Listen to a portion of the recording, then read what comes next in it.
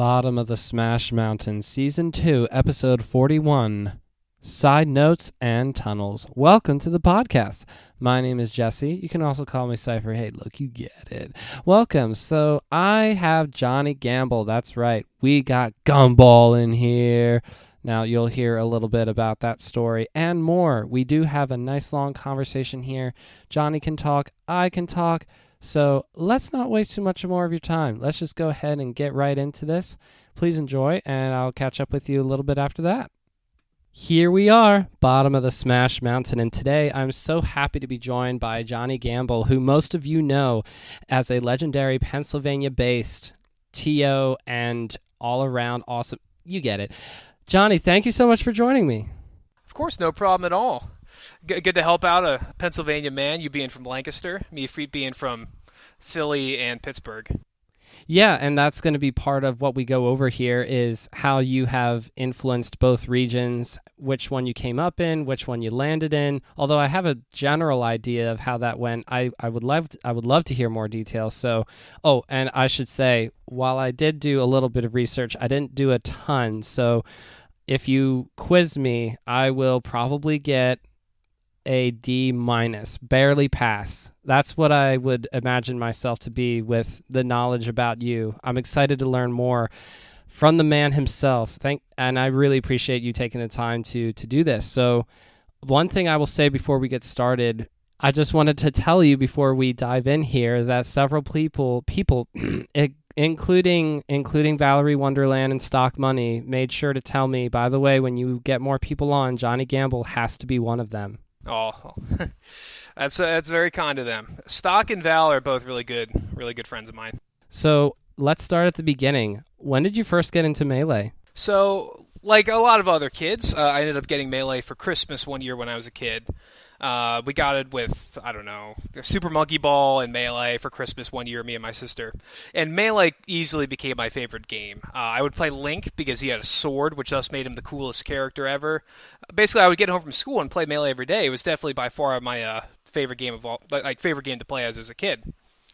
And then, as I got older and eventually discovered the internet, the first thing I did was when I got on the internet was search for Super Smash Bros. Melee 2.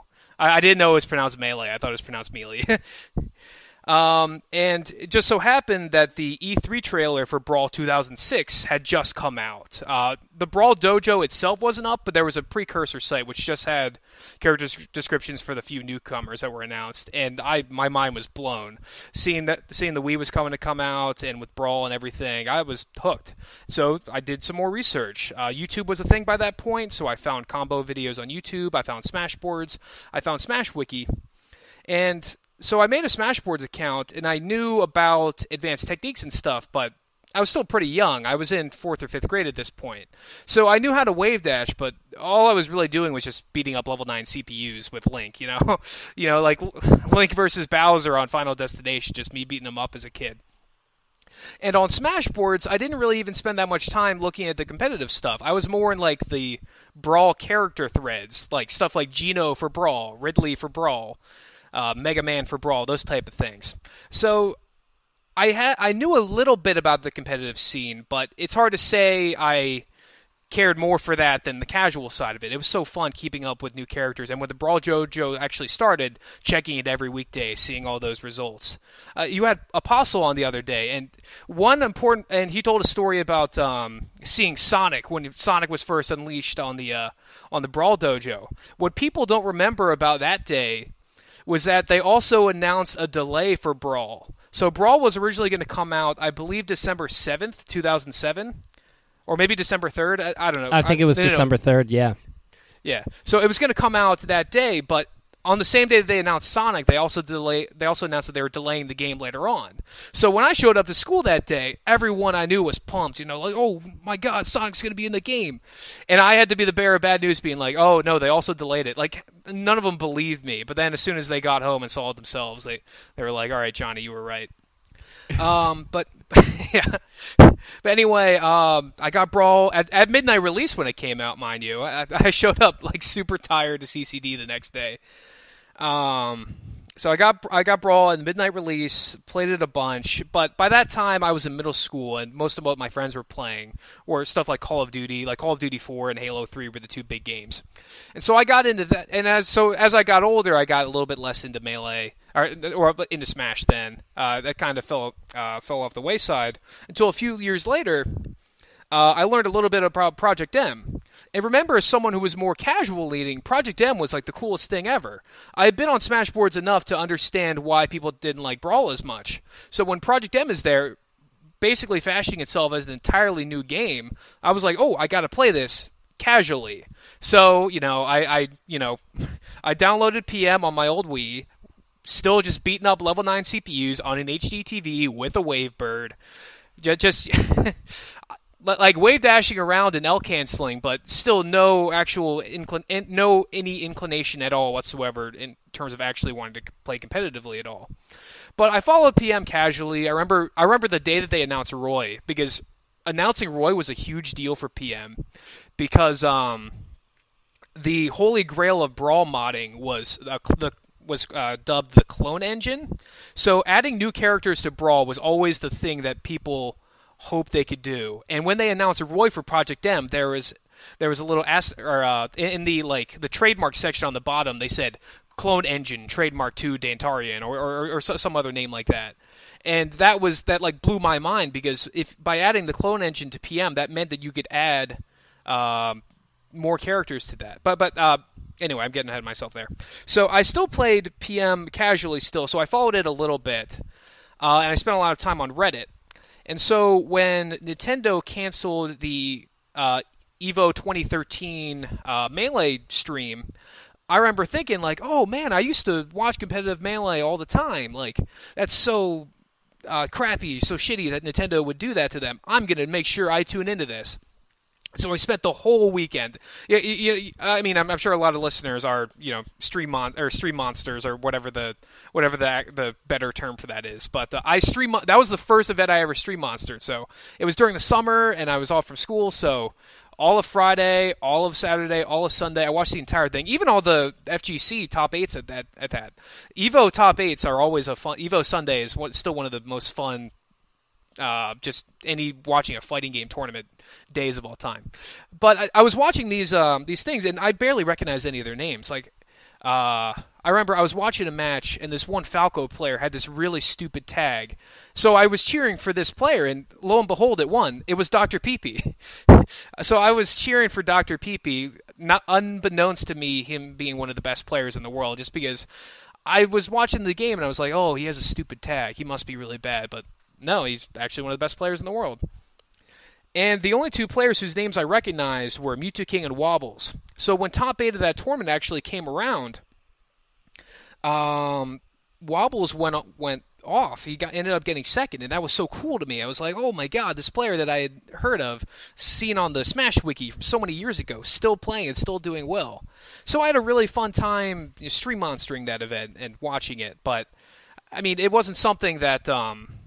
I had a fun time watching it, but I still wasn't all that interested in the competition aspect of it. And so, getting back to that Project M thing, after they announced Roy, they announced that at the Big House 3 in October 2013, they were going to show footage of Roy being played at the Big House 3.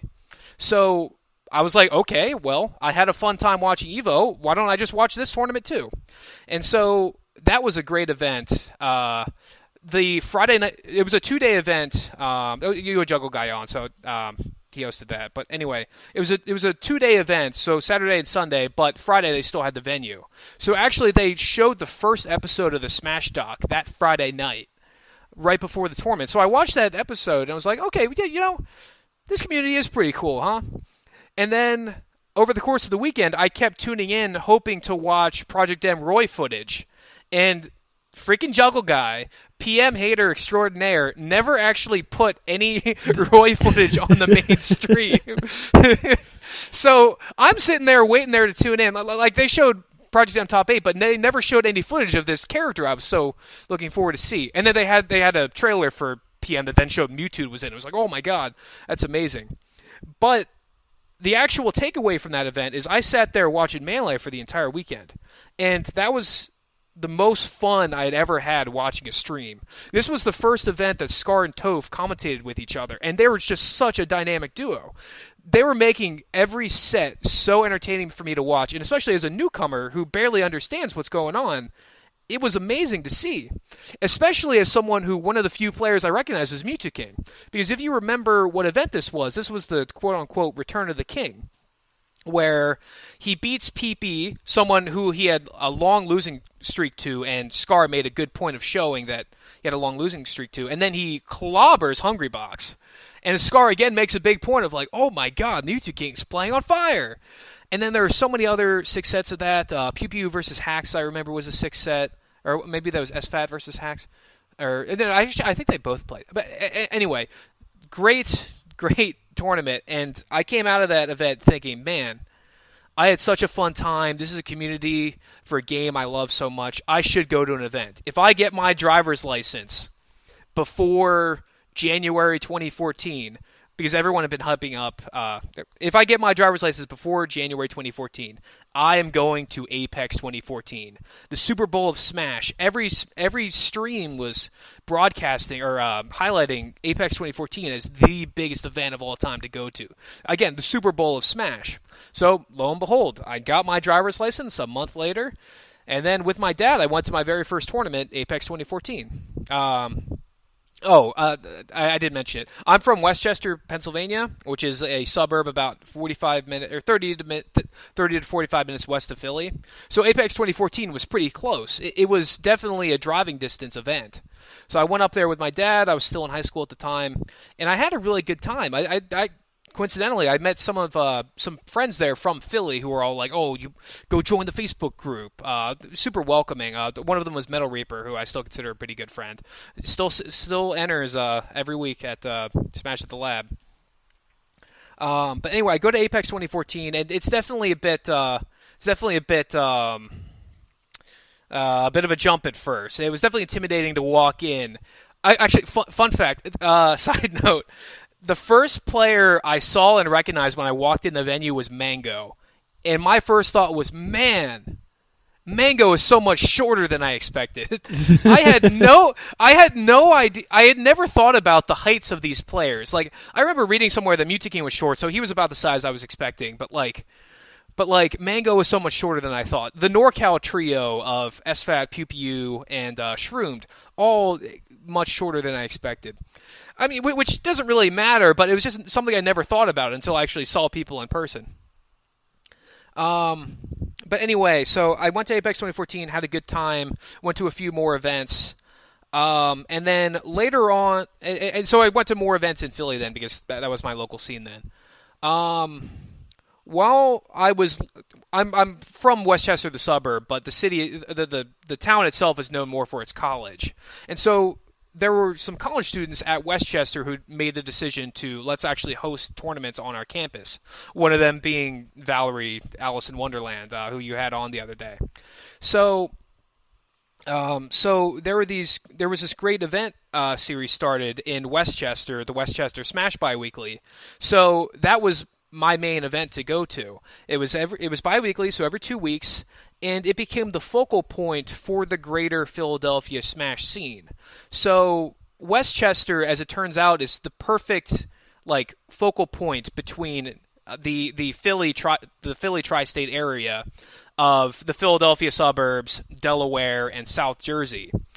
So Westchester was a perfect mix to get all three of those subregions together.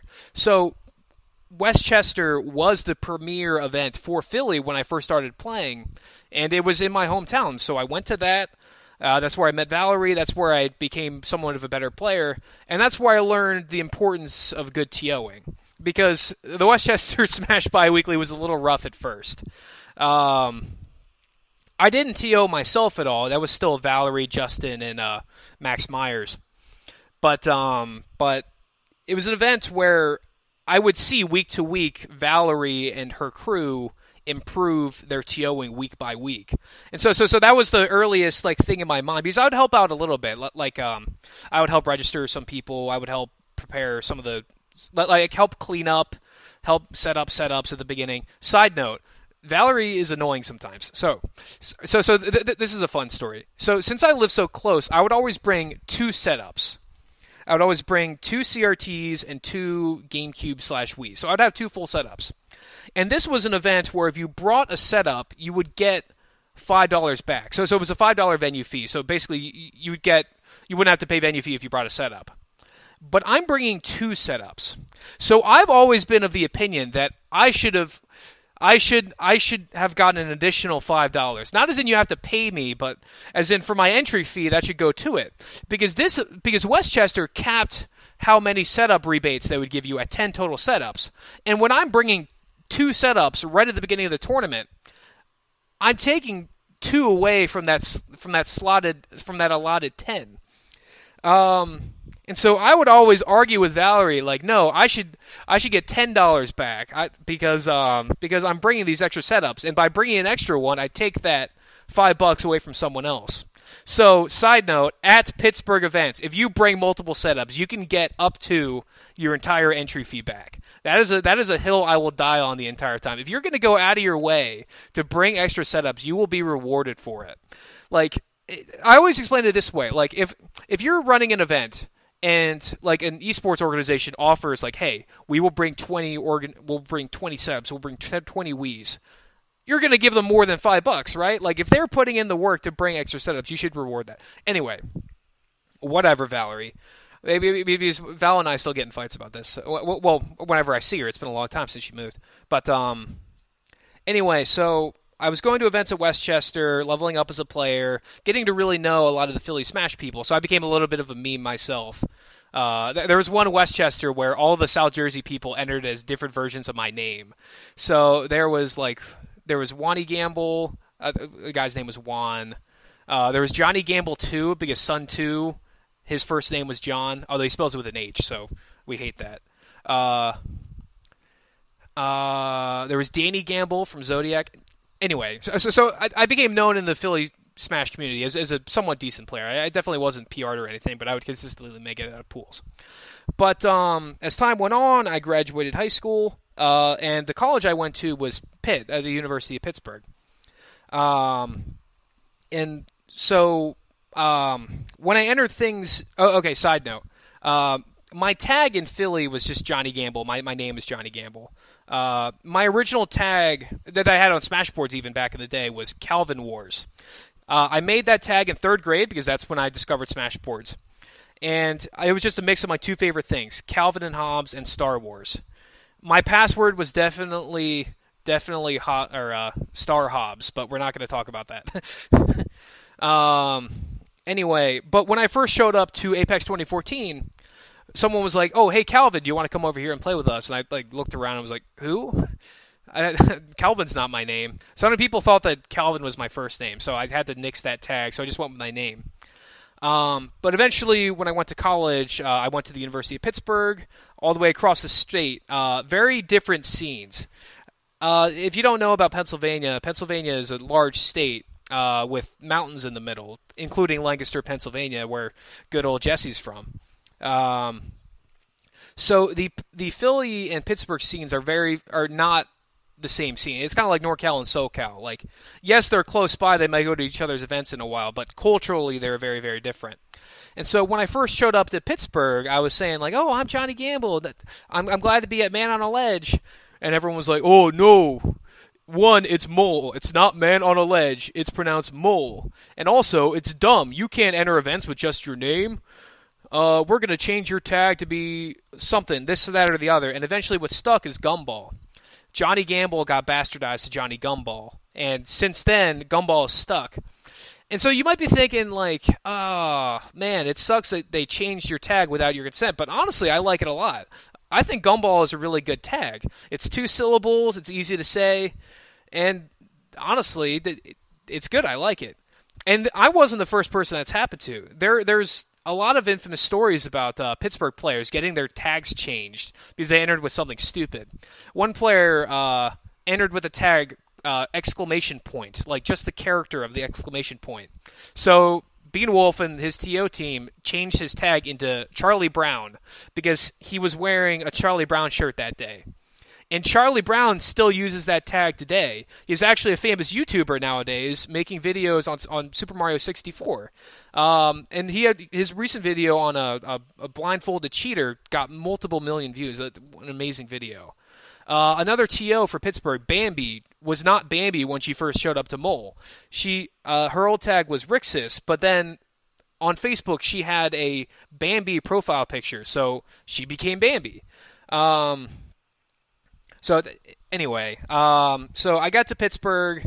They changed my tag to Gumball. I still go to events and have a good time. Pittsburgh is a very, very unique scene. It's something that's really fun to be a part of. So I really grew to be there. And Mole is like an institution. Or Man on a Ledge is our weekly tournament in Pittsburgh. It started, I believe, in 2014 and has not missed a single week in its entire run. There's never been a week without a Man on a Ledge tournament.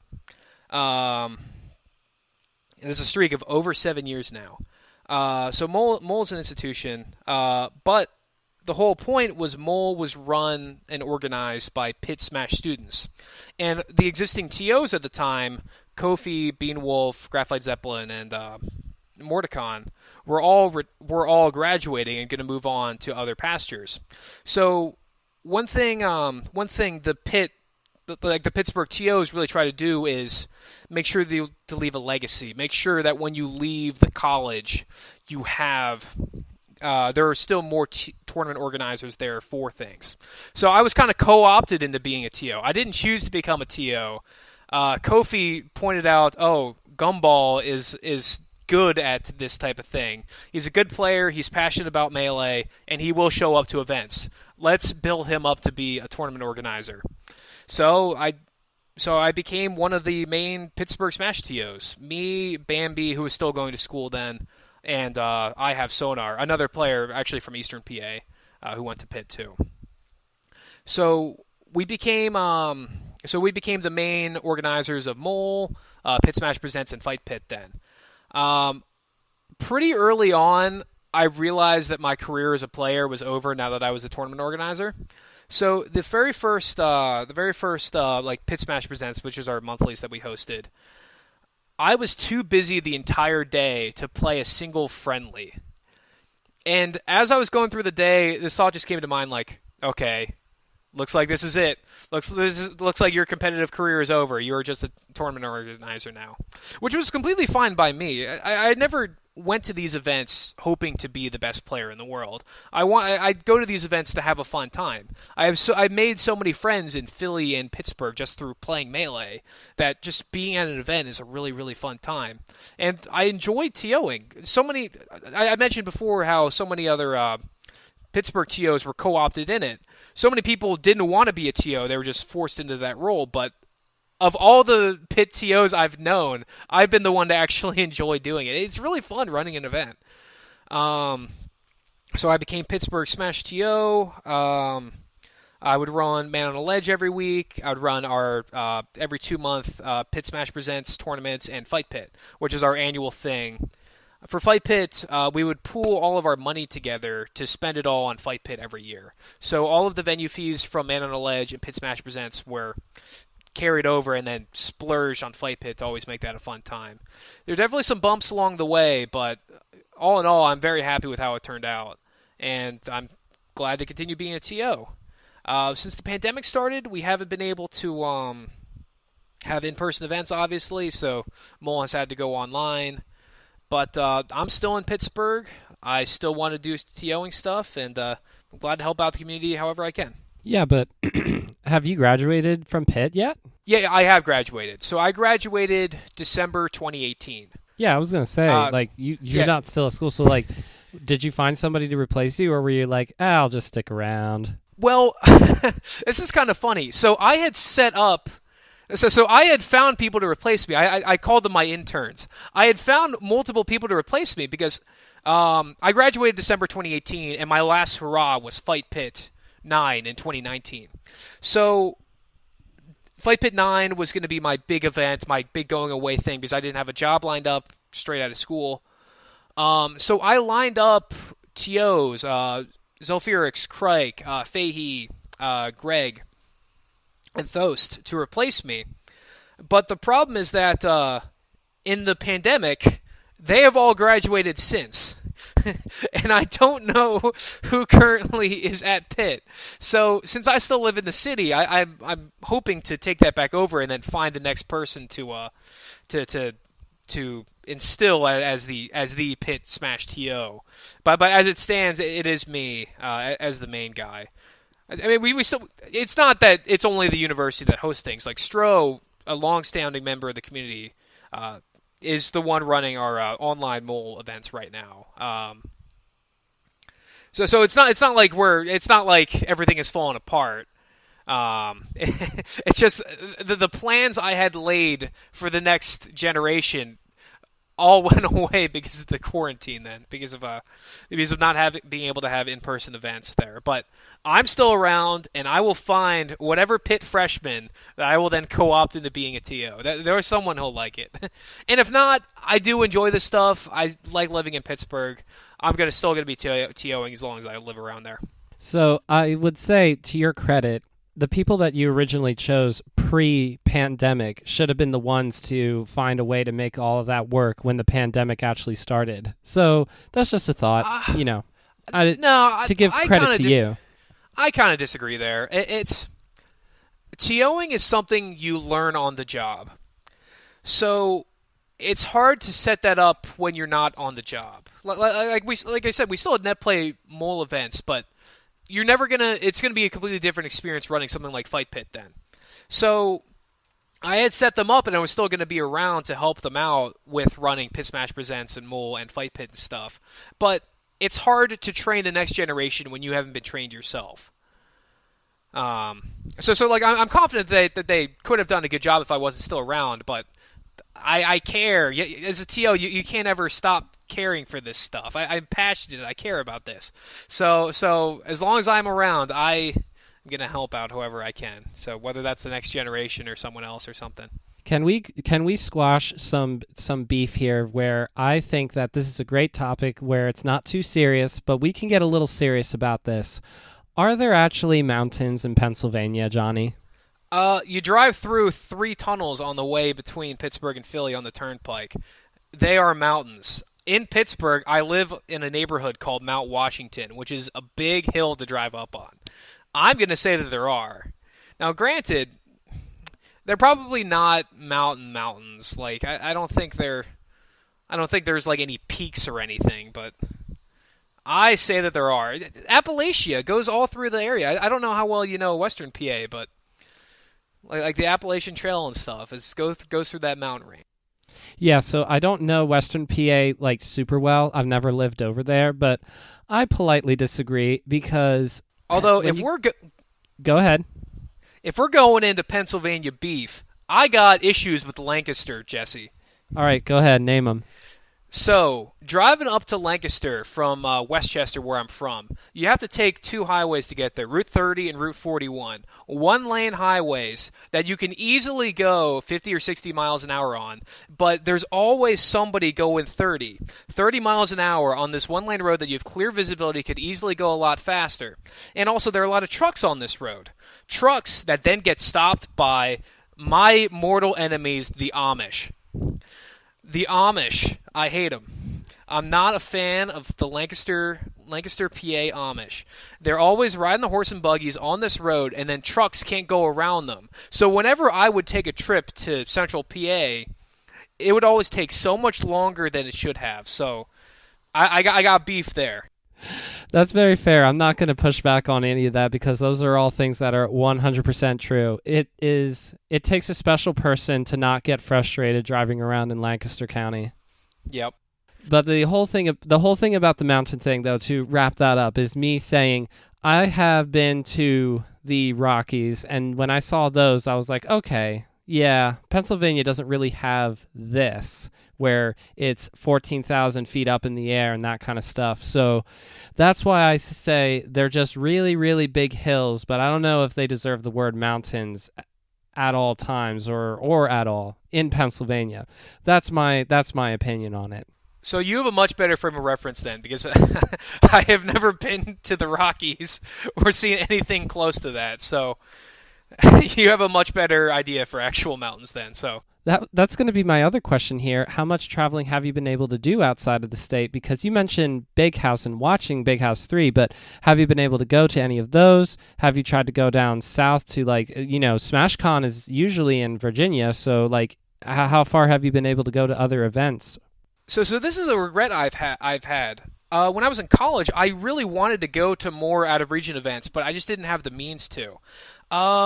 I do love traveling though, especially car trips. Like right before the pandemic ended, I had trips planned to Full Bloom in Bloomington, Columbus, Ohio, Baltimore for Pound.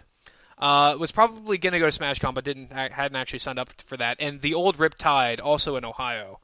I have done some traveling. Let me see here. I have entered tournaments in I think 8 different states.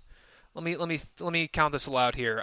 New Jersey, Pennsylvania, Delaware, Ohio, West Virginia, Michigan, Maryland because I went to one Xanadu, Nevada because I went to Evo 2016.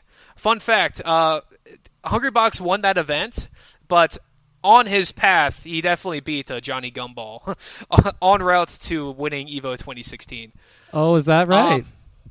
Yep. And actually, I got one more. If you include Puerto Rico, I have entered an event in Puerto Rico. Let's go. Yeah. So my aunt got remarried, and the person she remarried was loaded. so they ended up paying like a large portion for us to go on a cruise leaving from Puerto Rico. And so when we showed up for the cruise ship, there just so happened to be a mailing tournament in Puerto Rico that day. So I was like, hey, why don't we go to this just so I can mark it off in the thing. And I was waiting in loser semis when it became apparent like, we got to get back to that boat. So I went to the guy who I beat in losers quarters and said, man, I got to go. You just want to move on for me? But I would have had to play against the person who knocked me out of winners, and he kind of messed me up there. So I think I was going to get fourth at that tournament if I actually stayed there. But that's still really cool that you're just like, wow, cruise, this is really cool. Don't get to do this at Melee tournament. Stop the boat. Yeah, exactly. I still want to do more traveling. So my hope is like whenever I go, travel somewhere. This was a bigger thing before the pandemic.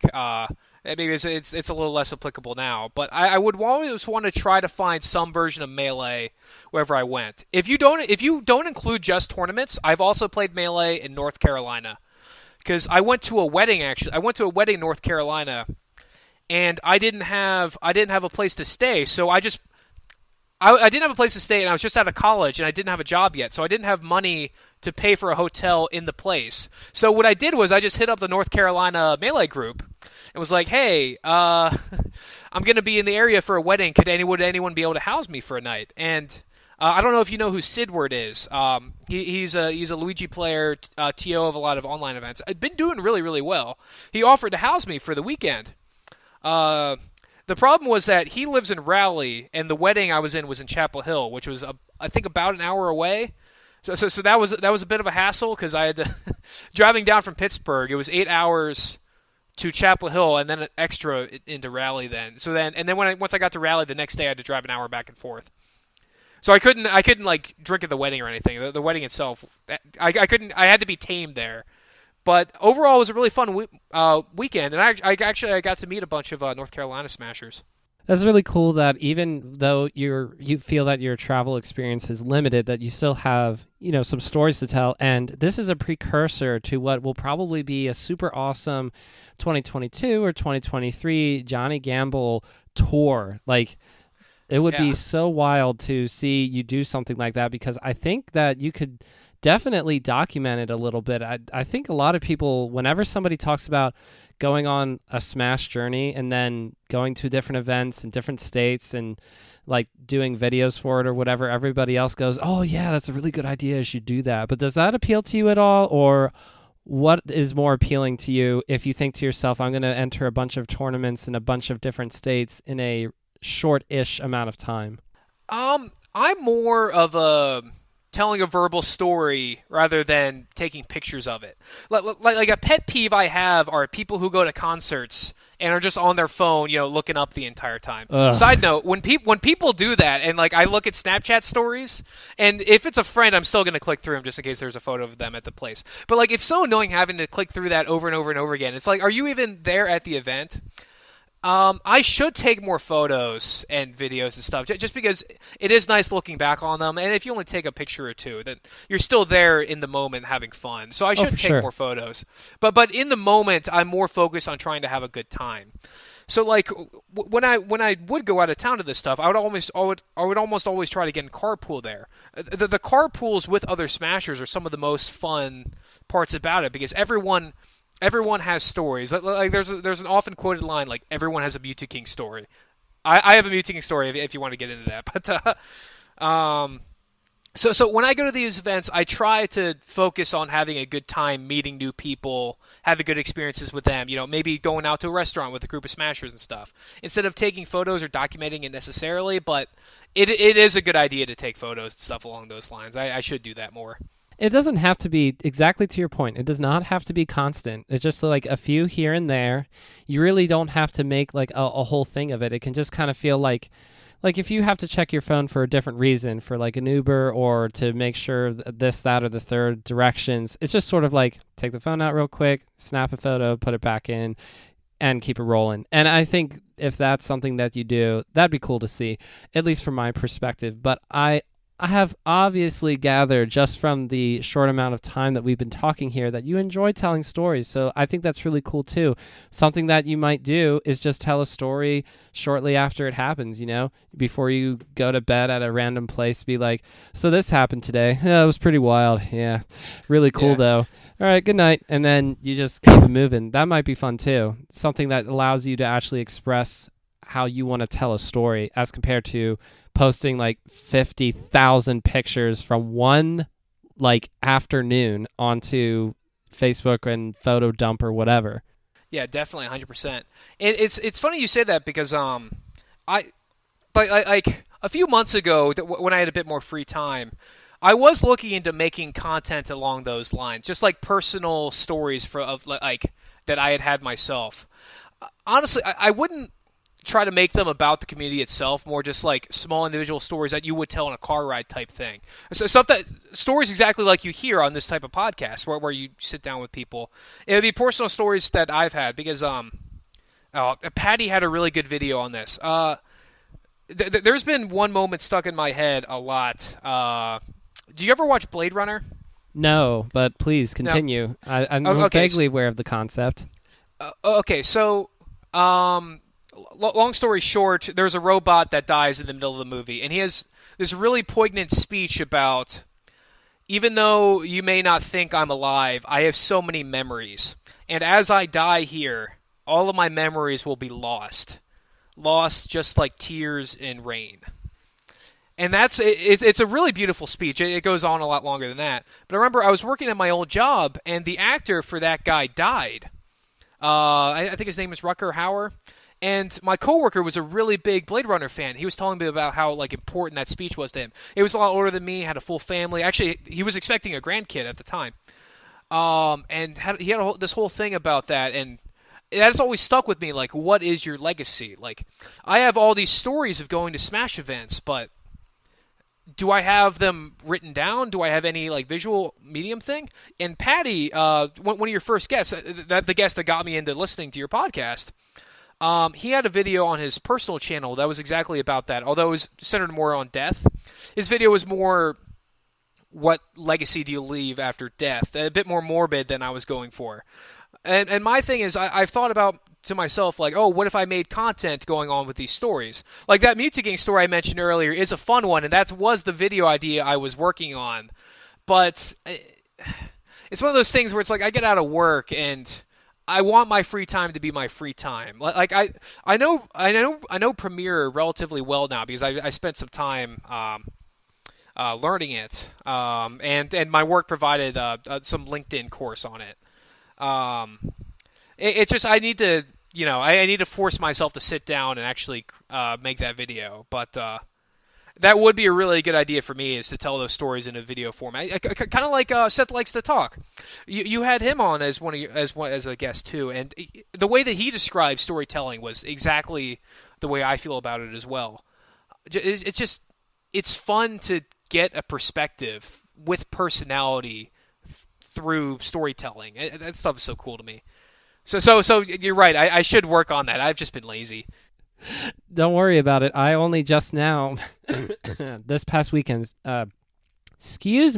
entered my first Melee tournament of my life, and proudly went 0-2, and did some interviews on the side. But I had a great time, and I was thinking to myself while I was driving there of how nervous I was. I was thinking to myself, oh man, I've only been looking forward to this since I found out about competitive Melee 2006, and it's 2021. Why am I doing this now? Why didn't I do it much sooner? And all these, I was snowballing pretty hard, but thankfully I was driving, so I was distracted enough that I didn't change my mind and go home and not go at all, because I was teetering. I'll be honest with you. I was teetering there for a second, but it was so much fun. So it's never too late to hop into anything, right? I mean, if you wait that long to go 0-2, or wait that long to make a video that you have fun doing and that you don't feel like is work after work, because that's very valid as well. Take your time, Johnny. I think that whatever that turns out to be will be awesome. And would you be willing to spoil the M2K story, or do you want to try to keep that under wraps? No. I can tell that story. All right. So here. So I explained earlier that my first tournament ever was Apex 2014, right? Yes. So 2 weeks after that, I had just joined the Philadelphia Smash group, and there was an event on Penn's campus, University of Pennsylvania in Philly. And so I just had a great time at Apex 2014, so I was like, okay, this event's only 2 weeks later. Let's go to this event. So I go to the event. I go 0-2, of course, as you yourself has just experienced last weekend, losing to a Captain Falcon player. Whatever. How did you know? Yeah, exactly. So I'm sitting there at the tournament. My dad didn't want me going into the city alone, so I'm waiting for him to pick me up. And Mewtwo King was at this tournament. He still lived in Cinnaminson at the time, and I love the way Edwin Budding describes Mewtwo King of this era. He was a Smash nomad. So Mewtwo King would just go to any event that he could make money at. And with something in Philly that close, he just stayed home that weekend. And so Mewtwo King is sitting there. He's sitting there in a chair, and he's sitting there with his little Mewtwo King voice going money match me, somebody money match me.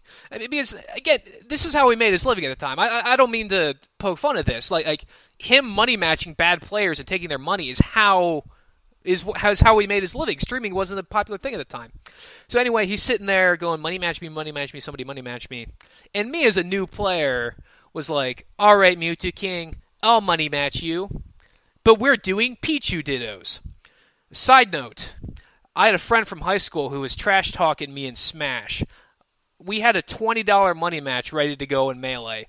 I knew I was going to beat that ass using Pichu, because I knew that was gonna piss him off. So I figured, okay, if I play Pichu Dittos against Mewtwo King, maybe he can give me some pointers. You know, the only pointer there is just Dash Dance Nair, but Dash Dance Short Hop Nair. But anyway, I figured, you know what, I will accept Mewtwo King's money match, and I'll play Pichu against him. And so we sit down, we play game one. I only get 2-stopped. I'm beaming. This is my second tournament ever. I only got 2-stopped by Mewtwo King? All right, let's go. Game 2. Let's get it on. And as we're about to hit start in game 2, the TO on the loudspeaker goes in. Mewtwo King, please report to the stream setup to play Winners Finals versus Cactuar. And so Mewtwo King, without losing a beat, stands up, takes my dollar, and leaves. And I'm just sitting there did Mewtwo King just take my dollar? The set's not over. He can't take my dollar yet. What the hell, man? And I'm I'm too dumbstruck as a new player. Is that okay? Can top players just do that? And so I'm like, okay, whatever. My dad ends up showing up, and so we end up leaving. But before we left, I went up to Mewtwo King and was like, "Hey, man, we didn't finish that money match. Like, what's the deal here?" And he's like, "Oh, here, just next time you see me, we'll finish it." It has been 7 damn years, Jesse. Mewtwo King has been dodging me for 7 years. The score is still 1-0 him, but I'll train for this. I got 7 years of practice in the book. This Pichu is going to dash dance around Mewtwo King and nair him. Haven't you ever had Mewtwo King at a fight pit? No. So oh my gosh, that's it. That's why. Okay. So Mewtwo King went to fight pits before I went up there. So that's even more. It's a conspiracy at this point. Yeah, exactly.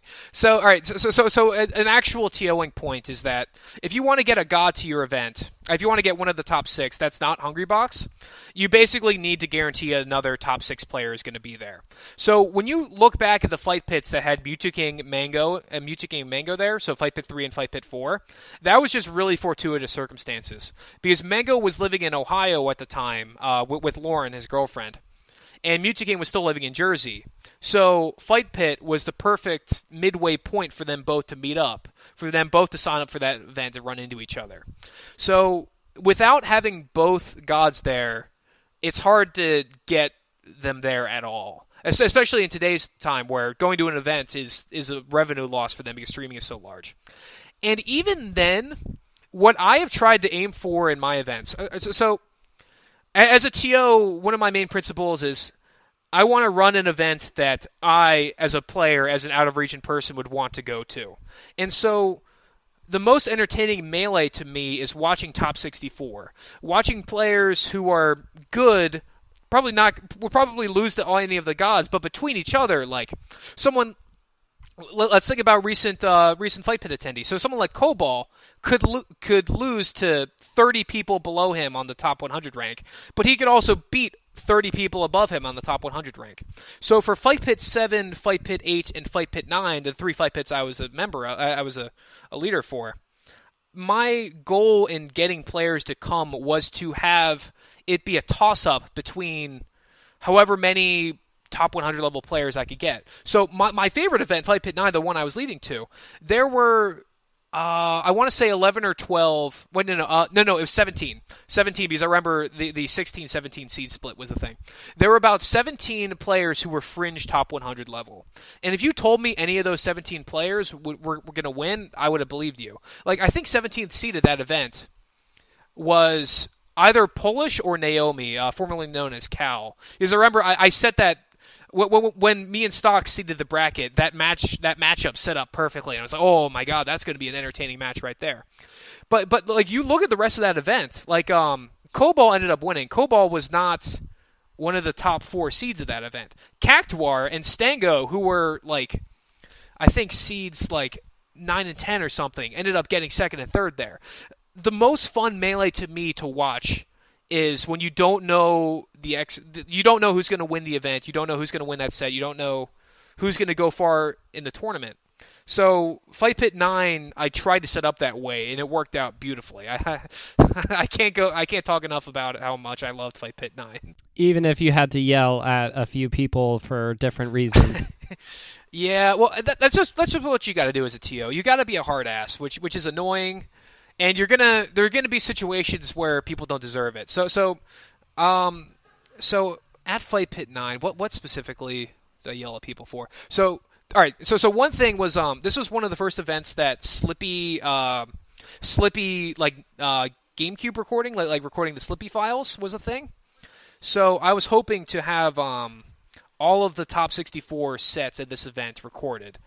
And so in order to do that, I had to set up each Wii specifically such that it had the proper Slippy equipment. And as I was trying to do that, a different player was going around to all of these things and doing something stupid with it. There are a lot of dumb Melee things you can set up to be funny in the background. Side note, my favorite dumb Melee thing to just set on in the background is a T-posing Donkey Kong. So if you in Event Match 9, those event matches where you have to, it's 9 or 10, where you have to fight multiple characters in a row. You have 2 stocks and you have to beat 5 characters. So Donkey Kong and Peach in that game mode, when they spawn in, will spawn in a T pose. So my favorite thing is just to go into that event match, get to that, so you have a T-posing Peach facing a T-posing Donkey Kong. That's my favorite thing to do. But anyway, there was a different player, Boulder, setting up on these TVs that I'm trying to set up for Slippy, putting on this training mode thing where you can get CPU Donkey Kongs to continually turn back and forth, back and forth, back and forth. And so I had to go up to the guy and be like, hey, stop doing that. Come on, I'm trying to set these things up. And he started giving me lip back, so I had to be like, I definitely had to yell at him. And I felt bad because later I found out I screwed him over individually. So, side note, I screwed over Fendrick Lamar's bracket really badly at Fight Pit 7. So I have a mental award that I give to the person I screw over the most in the bracket, called the Fendrick Lamar Award.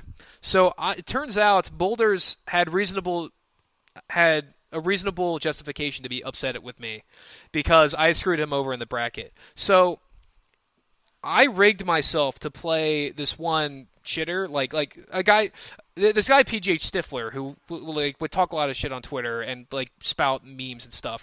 I knew I wanted to see what this guy looked like in person. So when he signed up for my event, I knew I was going to fight him specifically. But he no-showed, so he DQ'd. And I was busy running the tournament, so I DQ'd. So Boulders just didn't have a first match because he had to play the winner of me versus a DQ'd person. And then in that very first match, he then lost to Free Palestine, another player from his own state. So he had to play a player from his own state. So he didn't play at all. Then he lost to a player from his own state. Then he beat one person, and then in the main bracket, I think he lost to another player from his own state. So he ended up getting 33rd while only winning one set. And I think those two sets that he lost were to people from his own state, and that just sucks. Like it sucks if you drive out of your way to go to Pittsburgh from Ohio, and then you play people from Ohio. That's one of the things I try to avoid the most with my events. And that's all stemming from a shitty New Jersey tournament I went to once. Back when I was still in Philly, I drove to a New Jersey event. And I got double eliminated by a guy from Philly. I got double eliminated from someone from my own region after I drove out somewhere. It was like, that sucks. So I've always carried that avoid regional conflicts, avoid double jeopardies at all costs when it comes to making my brackets there. Yeah, but how easy is it to like mess that up though? Because between DQs and how the losers bracket just will churn chaos at all turns, like I feel like this is something that every TO has to make a decision on. Am I going to make this a whole thing, making the same people from a different state play each other, or am I going to seed it in a different way? Like, what do you feel the landscape is and where you land on it in terms of how many TOs really try to walk eggshells with this and how many TOs are like, this is not really a big deal for me? So, one, it depends on the bracket that you're making. Two, it depends on the scale of the event. So, for those Pit Smash Presents, they're round-robin pools, and you never know what's going to happen out of round-robin pools. So that one, it's hard to avoid because one of the format, and two, for the size of the event that it is, the whole point of those events is to play people regional to Pittsburgh. So if you think of the regions around there, you'd also get Northeast Ohio, Columbus, Ohio, Penn State, Buffalo, New York, maybe some Maryland, Virginia people. So if you run into a conflict there are enough matches that the conflict by itself won't be something. For something like Fight Pit, where it's a double elimination bracket, and there are players traveling from even farther beyond that. Like, my favorite statistic about Fight Pit 9 is that if you include the different provinces of Canada, we had people from 25 different states or provinces. 25 different regions, essentially. Yeah, 25. Yeah, exactly. Well, I mean, if you break it down by region, I'm including Pennsylvania as both Philly and Pittsburgh for this. Whoa. One region for Pennsylvania? Yeah, which is ridiculous. But anyway, 25 different states or regions. So how shitty would it be if you drove 8 hours from North Carolina just to play someone that you could have driven 20 minutes to play against? And in a double elimination bracket, that is something that you can try to avoid. you can try to avoid that. Now you end up rigging the bracket sometimes, but like I said, my main priority is avoiding those regional conflicts or avoiding double jeopardy. If I seed the 18th overall player at 21st instead of and thereby avoid a conflict, I'm going to do that 10 out of 10 times. Now, granted, if you go to a major scale, you just don't have the bandwidth unless you unless you hire Melee Stats to make your bracket. You're just not going to have the bandwidth to break it down for all those things. For something like the Big House, which has thousands and thousands of people, like I lost to one player from Michigan, Smash MB or something. I think that's what his tag is. I've lost to the same person for 2 Big Houses in a row, but that's not something that you can avoid that much. There's just too many entrants there to break it down individually, like I try to do for Fight Pit. Like for Fight Pit, I take a look at every single state that each player is from, and look even within the regions. Like, okay, a player from Cincinnati. Okay, if I can't find a way for them not to play someone from Cleveland, then I'll probably allow that one to happen. But I'm going to try my damnedest to make sure that doesn't happen if I can avoid it. So it depends on the type of event that you're going for to balance between those two then. That's very true. The other thing that I wanted to ask about Fight Pit 9 that I feel is important, and we're keeping track of scores here so far, like the Mewtwo King up 1-0 but needs to finish that set. Did you ever get the New England crew their PBR? Okay, so I am 1 for 4 on those. Okay, so New England has this meme where they really like Pop's Blue Ribbon beer. And when I had advertised to other regions, I try to make a point to call out their local stuff. So when I would post a North Carolina Melee, for example, I would post my March Madness, college basketball bracket, because they have Tobacco Road. They have 4 of the best basketball teams ever. I would try and trash talk them as best I can. And one thing for New England is, because that's such a far drive, I promise each New England person who shows up to Fight Pit a Pop's Blue Ribbon beer, because it's a meme for them, and if they're going to drive 8 to 12 hours to come to my event, I'm going to treat them as best I can. So, of the 4 New England people who came up to Fight Pit 9, Calvar, Matato, Joy Boy, and Joy Boy's partner, I have gotten a PBR to Calvar. So, for Calvar, I saw him then later that year at the Big House 9, so I stopped at the corner store in Detroit, bought some PBRs, snuck him past the security, and I handed Calvar a PBR. But I haven't seen Joy Boy, I haven't seen Joy Boy's partner, and I haven't seen Matato, so I haven't been able to get them to them. But eventually, I will make it to an event in New England. I know Stock is hosting stuff up there now, and like I said, I like doing road trips, so maybe just maybe I'll make my way to New England sometime and finally get them their owed Pop's Blue Ribbon beer. And you could maybe even find, because Patty was there too. How did you not promise Patty a PBR at Fight Pit 9? Patty was at Fight Pit 7, not 9. And yes, I did get Patty PBRs. I don't remember. So I don't remember if for 7 I got them to everyone there at the event. I remember for Fight Pit 8, I had the PBR in hand at the event. Okay, not at Fight Pit 8, but the day before at the mall before Fight Pit. I got all of the Fight Pit 8 people all at once. For 7, I'm pretty sure I don't have any lingering thing in my mind that says I haven't gotten them a PBR. But for Patty, at least, I've been a sub to Alston Melee on Twitch and their Patreon for long enough. I have bought them enough PBRs on my own that they can calm down if they ever want to ask me for anything.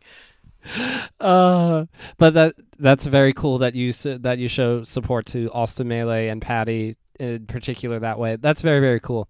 So yeah, it's not hard to remember what makes someone special, right? So for a region who cares a lot for partying and having a fun at events, which is what I care for, which is what Pittsburgh cares for, I'm going to try my best to make sure they still get that feeling. You know what I mean? Yes. We'd obviously be very cool. I just thought I would see what kind of response you had ready for the PBR story, which I think is hilarious, just knowing how much that is really, it truly is a thing. There was a whole social campaign that Alston Melee did on Twitter to get PBR to notice them, and that was hilarious. Like, just as a bystander, I was like, oh, that's cool. Does this mean that all I have to do is like buy a Tesla, convince everybody else in Lancaster to buy Teslas, and like at everybody in Tesla and be like, hey, check this out? Now, I do want to make one thing clear. Austin Manley has shown love back to me too. So, with Spinda's help, we hosted one. We hosted a charity event to raise money for a food bank in Northeast Ohio, where Spinda's from. And so I wanted to drink and have fun during the streams thing. So I went out and bought beer, and when I was going to buy beer, I saw PBR was there. So I ended up buying a case of PBR, and because I had a few beers in me, I was feeling a little warm. I then went on my own Twitter and added Austin Melee and said, "Oh, I just bought these PBRs to raise money for Spinda's charity in Ohio. Will Austin Melee join in on that?" Because I was doing this bit where so remember with Smash loves to be competitive with stuff. So one of the things I liked doing was that someone made a donation to this event saying that I don't know, Bambi is the best Falco in Pittsburgh. So then I donated saying, no, Bambi Jr. is the best Falco in Pittsburgh. And then other people started donating like, no, actually, Smoke Weed Every Day is the best Falco in Pittsburgh. So when I reached out to Austin Melee, I was like, is Austin Melee the best Falco in Pittsburgh? Only way to prove it is by drinking a PBR and tuning into this stream. So Shik of Austin Melee ended up donating a lot of money to that charity then. So I can't just say I've been a patron for them for a long time. They have paid it back to me as well by helping support that charity for a food bank in Northeast Ohio. Warms the heart. Oh, that's so awesome. That's a really cool story. Yep. I wanted to ask you about like your tournament performance as a TO now, because like you said, you quickly realized after starting to host stuff, you're going, oh, I'm just not really a competitive player anymore. But do you truly not care about your own results anymore? It's something that you claimed about, but also you want a mole online. So, all right. So here, let's start with the micro. So when I sit down and play a set, I do play that set hoping to win. I'm not sandbagging intentionally, unless they're like extenuating circumstances. Like, I definitely have dropped charity games to people before because they looked upset, or like I was gonna force stock someone and like let them kill me just so they didn't have that like thing on their soul. But when I sit down to play a set, I do try to win that set. Now, do I practice anymore? No, I don't practice anymore. Has my skill worsened in time? Honestly, I don't really think so. I play Sheik. Sheik's really easy. I don't need to practice that much. And like, I don't think I necessarily have consistent tech skill, but like, I could still enter a mole every once in a while. I'm not going to be missing wave dashes. I'm not going to be killing myself off ledge dashes. Maybe I'm just not doing those techniques as well as possible. I'm certainly not optimal, but I can still take some names. I like to view myself as a gatekeeper for my scene. Like so many people in Pittsburgh, as they have improved, beating Gumball was a big accomplishment to them. I'm more like I said, I'm a gatekeeper. So as soon as someone beats me, that's a big thing to them. Like, oh man, I'm getting better. I have results to prove it. Majursk, a really popular player now, someone who's really good. He had come up to me before and was like, oh, the first time I beat you was a really big inspiration to me. And like, man, no, I don't care for being a player, but it does feel good to still have some recognition there. Now, as for winning a mole, Netplay moles have not been nearly as stacked as our in-person events for. So that mole only had 4 entrants at it. So one with 4 entrants, you can run into some weird round-robin tiebreakers. So I lost pretty badly to the first seed, WA Matt, a pretty good Falco from Pittsburgh. But I beat the other 2 people pretty convincingly. The thing about my loss to WA Matt, though, is he went Mario for a game. So by beating his Mario in a game and making that set 3-1 instead of 3-0, I then won the event because WA Matt lost to someone else and took or won fewer games than I did, thus giving me the bullshit tiebreaker win. So not real at all. I have not improved. WA Matt was the better player that day, but A win is a win, and I have been added to the mole echelon of mole winners. And I think it's well deserved, even if it's like it would be like. I mean, at least for Is lifetime it like Eli achievement. Manning making the Hall of Fame? Yeah. Well, Eli Manning has won 2 Super Bowls. If he didn't have those Super Bowls and still made the Hall of Fame, I'd be with it there. The first thing that comes to mind is Dan Marino because he. Well, no. I guess he still never won it all. Who's the most fraudulent? Okay. What about the Miami Hurricanes quarterback? You don't even have to do that. Phillip Rivers is a good example. Has a lot of statistics, but no championships. Well, no, but I guess I do have a championship now. But what's the most fraudulent win? So the 2001 Miami college football team was like considered one of the best of all time. They had something like 20 players who would go on to be first round picks or something, like dozens of Hall of Famers, but in the teens of something of Hall of Famers on that team. But except their quarterback was somebody maybe a 6th or 7th round pick, never led to anything in the NFL. So that team was loaded every single position except quarterback, but I don't remember what his name was. So maybe it's that. Maybe it's I'm carried by a good team or good situation. This sports analogy doesn't work. This doesn't work. It does fall apart a little bit. Anyway, I deserved a gold for lifetime achievements. I've been to so many damn moles. The first mole I went to was in the 70s. I forget which one it was, but I could find it pretty easily. Some mole in 2015, and we're now past 365. I think we're on 373, 4, or 5 or something now. I have been to so many damn man on a ledge tournaments. I deserve at least some lifetime achievement award there. I absolutely think that you do. Okay, so if we can start to segue a little bit, there is a topic that we're going to talk about here, and we sort of halfway prepped for it before we got started here. We talked about it in the Twitter DMs about the uglier side of TOing, if you will, where it's about needing to hand out bans and to enforce those.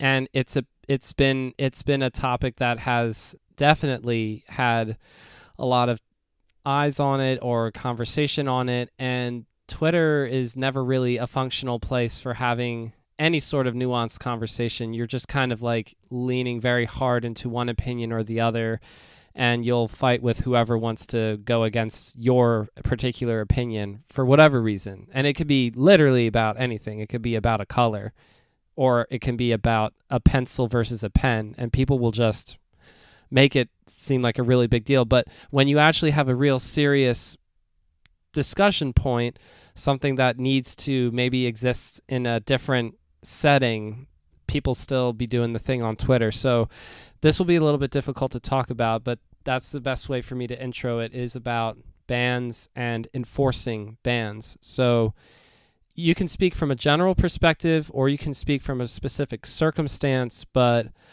what has your overall experience been in terms of that part of TOing? Yeah, so it's definitely a rough topic to talk about, but it's so important to do that. As a TO, you are the forward-facing member of your community, and if you don't get rid of people who would make it a worse event for other people, you are doing both your attendees and your scene an injustice. So what originally prompted you to message me was a player named Ultima Scout from Philadelphia. So I haven't really been a TO in Philadelphia specifically, but I can give a little bit of a background there. Ultima Scout is an old school player who was known for trolling, being toxic, being this, that, and the other thing on Smash boards, on Facebook, on Twitter, on every single medium that was online. Everything except in person. He was the worst person ever. Worst troll, spouting bullshit, this, that, and the other thing. Really bad person. Really bad online, really toxic online personality. But in person, he never displayed any of those values. And no, it was something he would admit to if you asked him about it. He said, "Oh, I'm just trolling on there." He would never admit that what he was doing had any effect on people. He just thought he just had a fun time making people mad. He was a troll every way you can shape it. And so he would never had any real ramifications for his bad actions because in person, which is where he would meet TOs, figures who had the power to ban him from the scene, he was nice to them. I considered him for a friend for a very long time because he was a nice person in person. He came to a fight pit.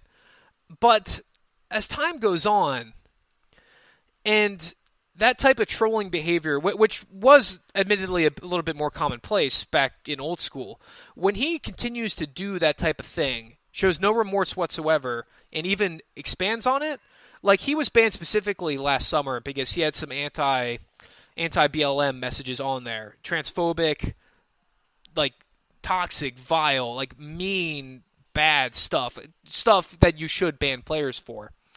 And so he was banned last summer for that, but in the minds of TOs in Philly, at least one in particular, him being nice in person was the thing that stood out to him. So what prompted me to make a tweet thread was one tournament organizer in Philly, Moosh, the TO for Smash at the Laboratory Tuesdays, announced that he was going to unban Ultima Scout from his event and have a policy where he is going to unban multiple other players who were banned last summer due to the allegations. Just a generalized thing. A generalized statement saying that he was in favor of unbanning players that were banned last summer for those allegations, and a specific unban of Ultima Scout, which led to a huge thing, a huge Facebook thing, and I had a pretty long tweet thread about it. If you, like I said earlier, if you are a member, if you are a TO, you have to put on the best face for your community. And someone like Ultima Scout, who had been known for years to be toxic online and had gotten even worse, it is ridiculous, one, to unban that player. I still don't know what went through Moosh's mind besides, okay, he was nice to me in person. One, it's ridiculous to unban that player, and two, it's kind of ridiculous to claim that you're ignorant of the situation. So when we brought this information up to Moosh made a point of like, oh, I didn't know all of these bad things were happening. Like when we showed him screenshots of public posts, he was like, oh, I didn't know that was a thing. And I don't think ignorance is an excuse for this type of thing. Moosh has been a player in the Philadelphia scene for years and years and years. He must have seen Tim Davis pose before, and if he didn't, that is a very poor reflection on him as a tournament organizer. It's your job. You need to keep up to date with the community, and you can't look past that just because he was nice to you in person. And even then, make such a public post completely anti-supporting victims and stuff along those lines. That situation is just bad, however way you slice it, but that one in particular isn't one I quite have the finger on the pulse as much. For that one, that was me reaching out as a player who used to live in Philadelphia who was passionate about this type of things. So I personally did not ban Ultima Scout when that happened. I mean, he was banned from Pittsburgh, but it's not like I had to reach out to him personally. It's not like I made a public-facing ban announcement for something like that. We have had to do that for players in Pittsburgh. Like, generally, there have been players who've raged, throw a controller or something, give them a temporary ban for 2 weeks, because, one, when you throw a controller, one, it's just dumb. Like, it's just silly to be risking your own personal material. Two, if you throw a controller, what if you throw it at someone? Like that was a thing that happened in West Virginia. We had to ban a player from West Virginia because he threw his controller at someone. Like, a GameCube controller is light, but it's not like you could never use it as a weapon. Like, there's the infamous Chillin' Dude choke cord story. Like, theoretically, you could harm someone with a GameCube controller. And three, this is the biggest part to me, you have to know what vibe you're giving off for the events that you're running. So for someone like a Rager who's making a big deal, storming out, you have to think about the effect that's having on the other players there. So when we banned one player for raging, I got like 4 or 5 direct messages thanking me for that, being like, oh, this player in attendance, their rage, not only for this specific bad situation that was a lot worse, that made them get banned for raging in the first place, but multiple people made a big deal to me that it was great to have a scene where that type of thing isn't tolerated. And it's great to have a TO staff who will call that stuff out on the spot and to make sure that doesn't happen again. Now, granted, with some Rangers, it's kind of built in their personality. You have to just keep increasing the ban limit until they learn. So that one's rough, but there have been even worse things that have happened. Like we had a predator in our community, someone who was grooming minors and had multiple victims.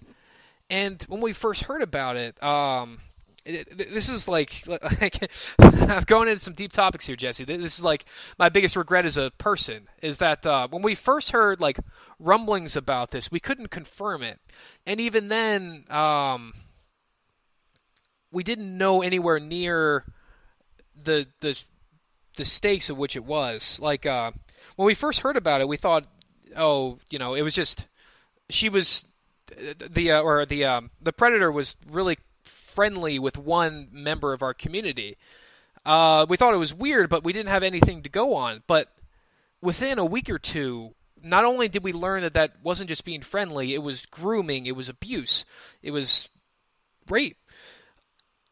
There were multiple victims there, and I still have so much regret in myself for not doing something sooner. Like, there are bad people in the Smash community who will take anything that they can give them and make things a worse thing. And that's why I always try to make a point to other tournament organizers. Like, you have to do things for your community. You have to ban players who do bad things. You have to create a safe environment for people, because otherwise you're opening yourself up for potentially horrible things to happen.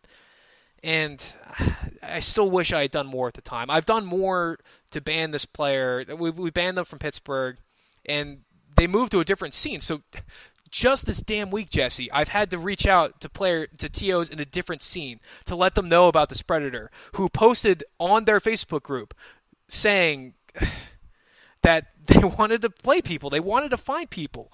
It's ridiculous that these predators are out there and they're not being kept better track, not better track of, because we kept that ban private in respect to the victims. But oh man, sorry to just talk your ear off there, but this is something I'm passionate about, and this is something I care very deeply for.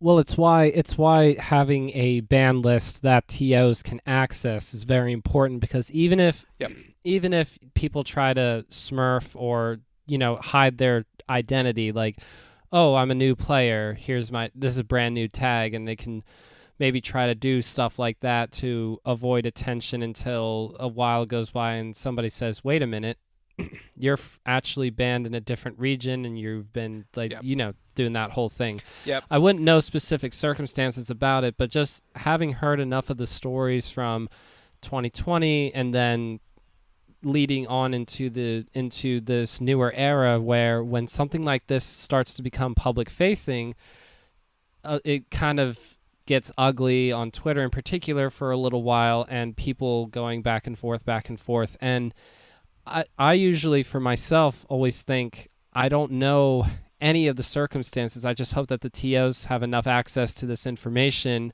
and the people involved to be able to make a solid decision one way or the other and to enforce that. So that seems to be a big challenge, where if this name or circumstance is not noted on the documentation list that I was referring to, which has dozens and dozens, like probably 100+ names, if it's not there, it seems like that's the only true resource that I am aware of, as just as someone that follows along the community. I'm not a TO, but I'm curious from your perspective, like, how do you try to pass along those things other than reaching out yourself, because you're involved in enough public spaces like Facebook groups and Discords and whatnot that you can do that, but you probably feel to a certain extent it may not be far-reaching enough to be able to push back on people trying to constantly get back in. Yeah. So, I, you referred earlier to the global ban list that CAGT makes. So I did reach out to CAGT to make sure to get this person added to the list. But man, I wish we still had I wish we still had Dr. Piggy's like community panel, the community conduct panel. I wish we still had that. It's these broad things that are bad about the Smash community that I wish we were better on. And so, yes, of course, I will reach out to TOs. I will try to reach out to whoever things that happen there. So, like, for this person who moved to a different region, I, of course, reached out to CAG to add them to the global ban list, but I also made sure to reach out to local TOs from that region as well. So it's not just reaching out to TOs, but I try my best in, like, just talking to people to make sure that the general principles of like believing victims, it's okay to ban players. Try to make sure that your environment is a safe environment for all attendees. It's those important types of things that it's hard to think of a specific of which I'm helping there, but just generally talking to people, and not just smashers, like, not just smashers, like in real life too. I talk to a lot of people about this type of stuff, but not just TOs, players too. Like, if you see something weird going down an event, make sure to tell a TO. And you just have to hope that that TO is competent enough and willing enough to put in the extra mile, do the research, try and figure out how best to help people, because if you don't do that, then you risk allowing your event to become a platform of abuse. And that is something that happened at events that I ran. They met through the Smash event, and I wasn't keeping a good enough eye. When I first heard the rumblings about it, I didn't do enough immediately. It's important, really, really important, to try to keep your best eye on any things like that. Tell people if you hear about it.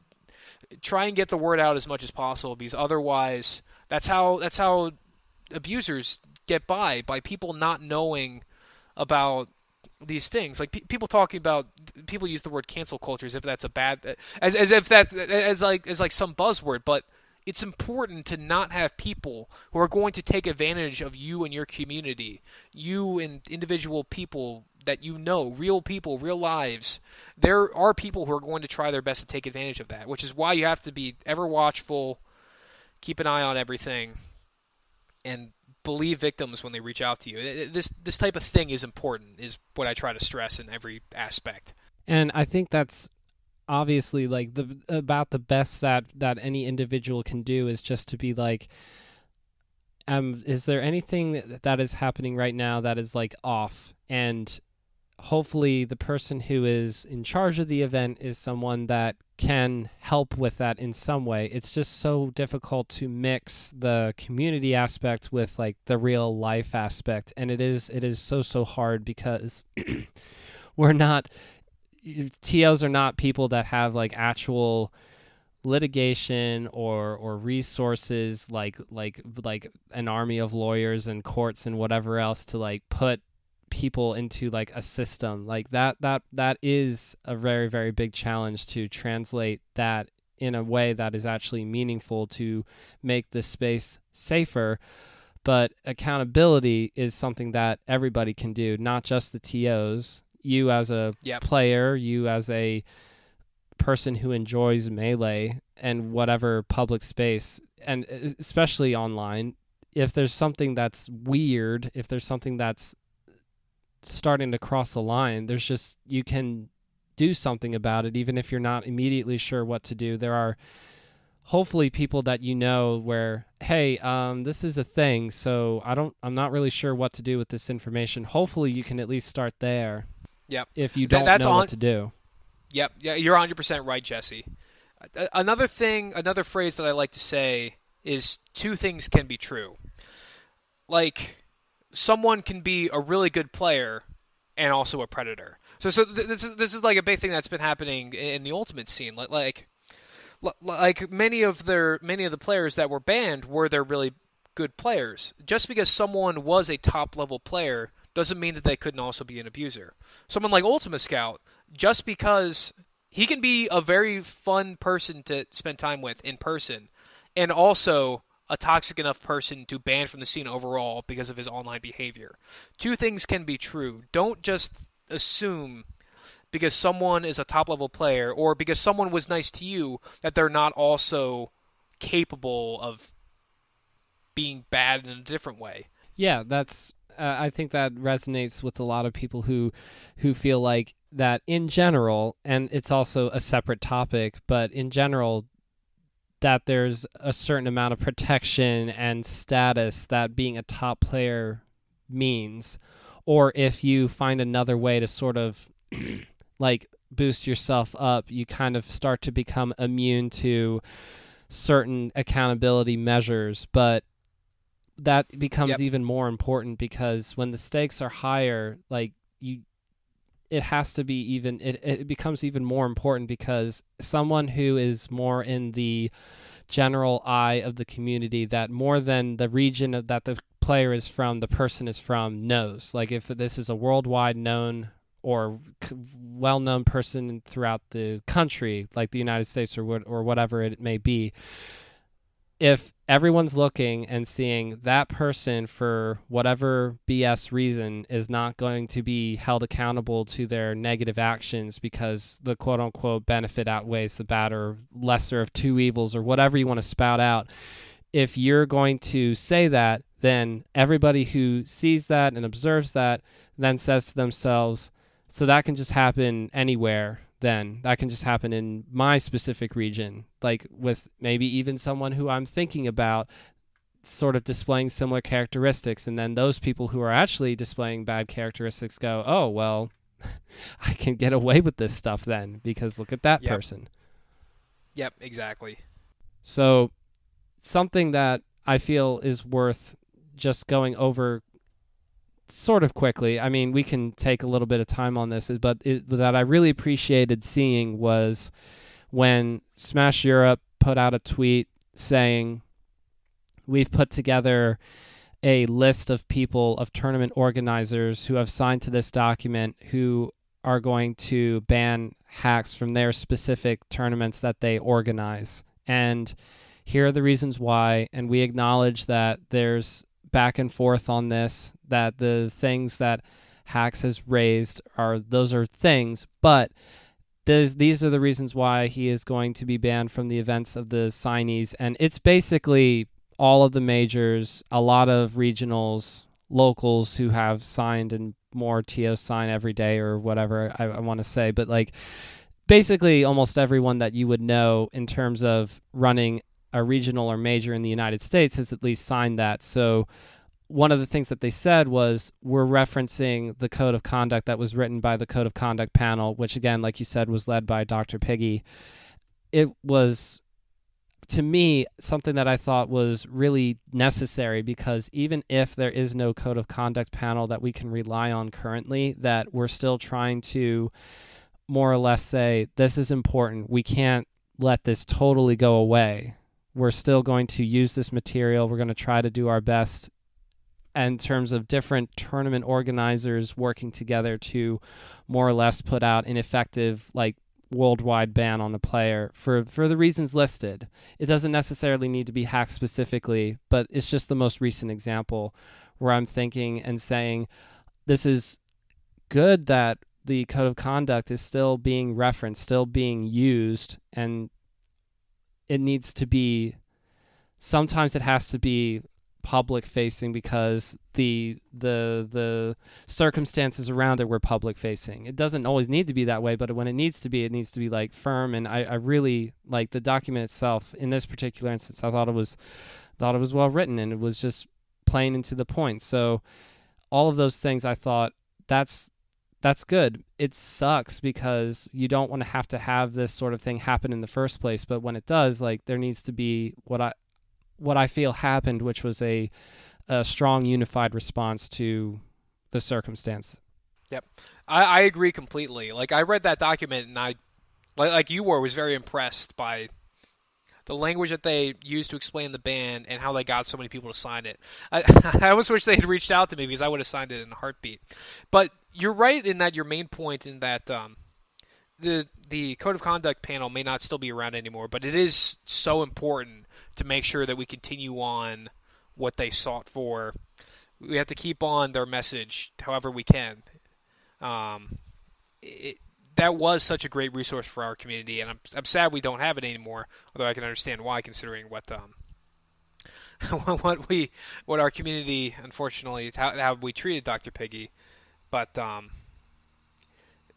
that panel was so good for us, and I'm glad to still see it living on, even if it's not within the panel itself, living on through its morals, meanings, and messages. Hopefully, not that it has to be Dr. Piggy taking up the helm and starting a new code of conduct panel, but I do feel like in the future this sort of thing will have to be necessary again, and I don't know how it happens, but it's just something that I hope for, that I wish I would see at some point down the line, where everybody talks about in-person events coming back and everybody's really excited to go to events and see friends and hugs and all that kind of stuff. Like, we're all really excited to do that sort of stuff. And it was really cool to be able to attend my first in-person tournament, and the people that I talked to there were all really excited to be back in person. You know, everybody's vaxxed up and whatnot, so doing it safely as well, also very important. But I do feel that to a certain extent, I wish that there would be a little bit of a conversation, and I guess I do it in my own way in terms of the podcast, in terms of the conversation we're having now, which is to say, as all of this happens, we also want to hopefully be purposeful about, can we also be just as excited to continue to cultivate and maintain a safe, welcoming environment for everybody? Yes, definitely. You hit the nail on the head with this complete conversation, Jesse. And it's not just this conversation that we've had. You've had multiple podcasts where you've talked about this issue in particular. I remember the episode that you had with your wife, I believe, Jen, right? Yes. That podcast dealt with a lot of similar issues along these lines, and you're doing a great job for this community too, is the point I'm trying to get to, Jesse. Oh, well, thank you for the kind words. That's I appreciate that. I also appreciate how you're willing to talk about it, because TOs, for better or worse, I do feel as if a lot of responsibility that just naturally occurs for a TO. And a lot of you don't start TOing because, oh yeah, we want to have a very important responsibility of maintaining safe, welcoming environments. Most of the time, it's because somebody says to you, hey, you need to help me run pools, and then all of a sudden you're a TO, or you say to yourself, I don't think I'm a competitor, but wow, I really enjoy setting up all the different setups in the venue.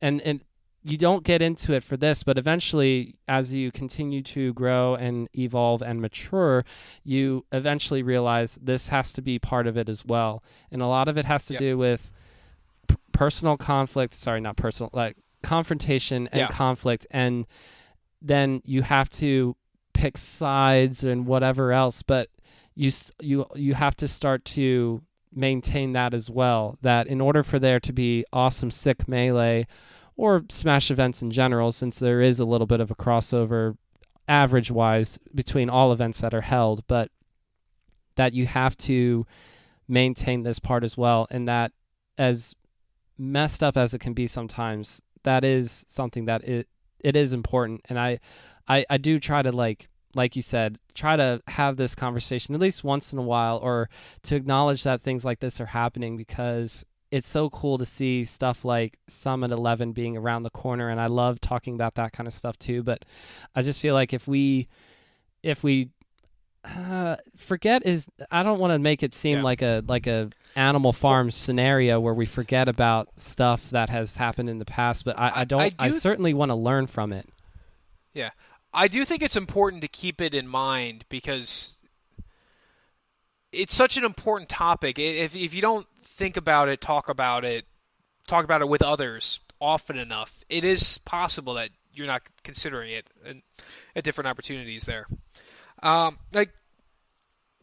This is such an important topic, especially for TOs. You had the whole point. Most TOs don't choose to do that, but TOs often have responsibility thrust upon them, and it's important that they use that responsibility in order to make a positive change on the scene there. So part of that responsibility includes, what we're talking about right now.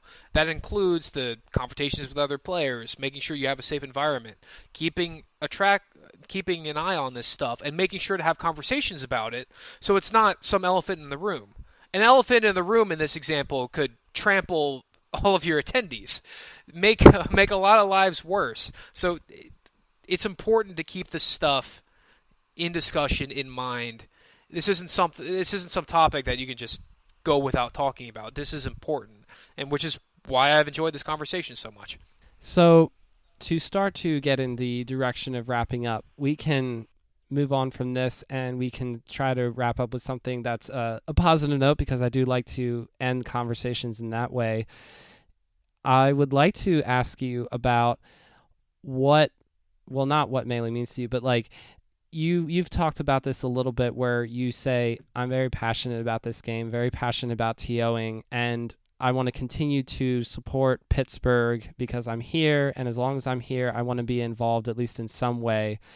But even after all of the things that you've gone through already, and you've been doing this for a long time, so don't sell yourself short in that way. Like, you've been doing it long enough that there's definitely something that has been left behind that you've had a direct influence on. But why do you continue to say to yourself, this is something I want to do, as you continue to live your life? Well, I love this game and I love this community. Melee has been my favorite game since I was a kid, since I was in high school, since I was in college, since I am now. It is an amazing game to play, and I have met so many incredible people in my journey playing it. Whether that's in Philly, whether that's in Pittsburgh, whether that's traveling to other out-of-region events. I love the game. I love the community so much. I'm still going to do whatever I can to do that, including making a stamp on my community. Like, as TO of Pittsburgh, all of these topics I've tried to make a point of earlier, I've tried to make that a big deal in our community. Try to make it a safe environment for attendees. Try to make it a fun environment for attendees. Try and make it a scene that stands out, not just for quote-unquote good TOing, not just things running on time, but for a community where people feel safe, they're willing to be themselves, in a community where Melee is not, at the end of the day, is not the only thing that matters. One of my favorite tweet threads I made ever on the PGH Smash the PGH Smash Twitter was shouting out so many individual aspects of players that make them special. So Charlie Brown, I mentioned earlier, very good YouTuber, makes Super Mario 64 speedrunning videos. Lod, not from Pittsburgh but lives up in Erie. He actually skipped one of the fight pits to enter a talent show to play a musical instrument. I think it was the flute. I don't know specifically. Lore, one of our players, extremely good artist. I could keep going on and on with this type of thing. It's important in terms of community building to have that sense of community, and it's important to have a fun environment, and that can only happen as long as people feel comfortable, which is why I make such a big deal out of dealing with harassers and stuff, and which is why I hope whenever a new player comes to Pittsburgh, they have a good time, they'll want to come back, it'll be a special event, and fuck it, come to Pittsburgh, it's fun. I love that. And so the last question that I think I have for you is, do you hold your breath when you go through the tunnels on the turnpike? Oh, no, not at all. Oh, come on. No. I have done that trip so many times. It's not Jesse, I don't think you realize, because in college it was for every holiday. So for Thanksgiving back and forth, Christmas back and forth, spring break back and forth. During the summer, I would make trips back up to Pittsburgh all the time. I have done that trip way more times than I can count. And also, I love road trips and driving. I am comfortable in my car no matter how much space there is between the... Like, if I don't have a shoulder going through the tunnel, I'm still fine. It's like when people, go super slow trying to pass trucks. Like, they're doing it slow because they're uncomfortable. If they went fast and got around it, they would get that uncomfort over so much faster. And I just go fast around everything because I'm comfortable with it. I do not hold my breath at all with those tunnels.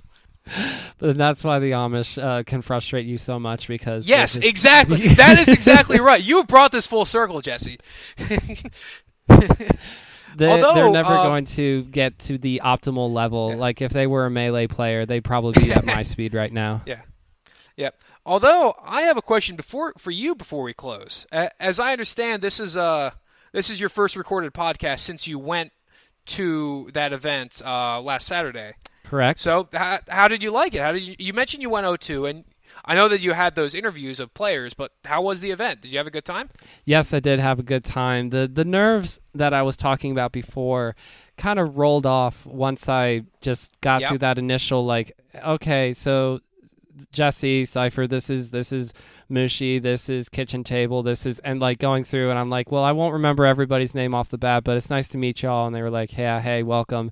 And I was like, okay, all right, got that part over with. Names are the hardest, especially with Smashers, because some people only go by their tag and some people only go by their name. Like, names are really hard for me, so with Smashers it's like double. But like one of the players, Mary, that's his tag. Mary was saying, I've played everybody here at least 100 matches, at least 100 times over. It's like so cool to be able to be back in person again. And I'm thinking to myself, except for me, I'm like so behind because everybody has like known each other for so long and played each other for so long. But like it was a privilege to be there because it was kind of like listed as like an invitational, and Jesse, the tournament organizer, Jay Bobison, was saying to me, love to have you come out. So like he knew that by inviting me, or not like somebody else was not invited, or at least I don't know that, but they knew that I was going to definitely be like seated at the absolute bottom. I was not going to be someone that was going to surprise anyone or whatever, but like they wanted me to be there. So like that's what I was telling myself going there. I was like, they want me to be there. So like this is going to be awkward at first and whatever, but I just got to get through it. And you were at the bottom of the J. Bobison House Party Mountain. Exactly. I mean, that's why I call it Bottom Smash Mountain. I'm not trying to fool anyone. I am not a good player, but maybe as I go to more events, that can sort of start to change. We'll see, but it's been really cool. Looking back, I remember playing Mushi, my first ever tournament set. I was in winners for a grand total of 3.5 minutes. That's how long the set took. I probably wasn't even that long. Like, I was like, so do you do rock, paper, scissors or what? And he's like, do you just want to go to Battlefield? And I was like, yes, thank you. Let's just do that. Yeah, that is a Smasher classic. Not wanting to do rock, paper, scissors and just going straight to Battlefield. Although I have a rock, paper, scissors thing, but I don't know. If you wanted to wrap up, I don't need to go. Let's rock, paper, scissors the story. Yes, go, please, by all means. Okay, so I am a Rock main through and through.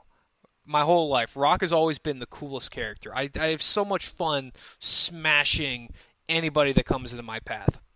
But the thing is, like, I've been a Rock player for years. I'm pretty good with Rock, but I still find myself, like, it's such a bullshit matchup. I still find myself losing to, like, the scrubbiest of paper mates. Like, I was playing my little cousin the other day. Day 1 paper mate, 3 years old, goes paper, and beats me. It's ridiculous. So I have always tried working on a scissors secondary because I know my scissors can beat some paper mains. But the crappy thing is, when my scissors goes up against a Rock, it loses. And I'm a Rock main. I know that scissors actually beats Rock. So it's ridiculous when my scissors ends up losing to Rocks. It's ridiculous. Rocks can't catch a break out here in this world. But at least you have bans for the best of 3. I'm sure you get really frustrated though when you can't. No. Yeah. No. Did you make that up? That's like who's on first base. No. I made this up a long time ago. One of my classic bits is to complain about my character, but like not in an actual complaining way, in like a very like facetious type thing. Like Sheik is a low tier is another bit I do. So, spoilers, I don't actually believe that, but Sheik sucks and she's awful. So Sheik is a low tier. Just like Rock is actually the worst character in Rock, Paper, Scissors. And now I have to ask, if Sheik did not have such a laggy landing for her up B, would Sheik be the best character in Melee? Well, all right, so a lot of people have this argument on where Sheik is in the tier list, right? But when you think of the head-to-head for worst character in the game between Sheik and Bowser, Bowser's got to win that head-to-head. Bowser can just hold down, and what does Sheik do? Sheik doesn't have anything to do that. So if you buff Sheik's up B, maybe she can recover against Bowser's horrible or pretty good edge guarding on her. Maybe she has a little bit more room to grow there, but with her slow aerials, weak attacks, and honestly just horrible neutral game, there's such a hard time for Sheik to have success in the meta. So even if you upgrade her up B, I probably still put her in the bottom tier along with female wireframe, Sheik, Bowser, and Sandbag. Oh, right there was Sandbag. Wow, doing Sheik dirty. Well, no, you don't know about Sandbag, though. Sandbag can't die. Sandbag cannot lose a stock. So if you somehow go the whole match without SDing, sure, you can beat Sandbag, but good luck doing that for 8 minutes. Because the insane mental pressure that Sandbag can put on you.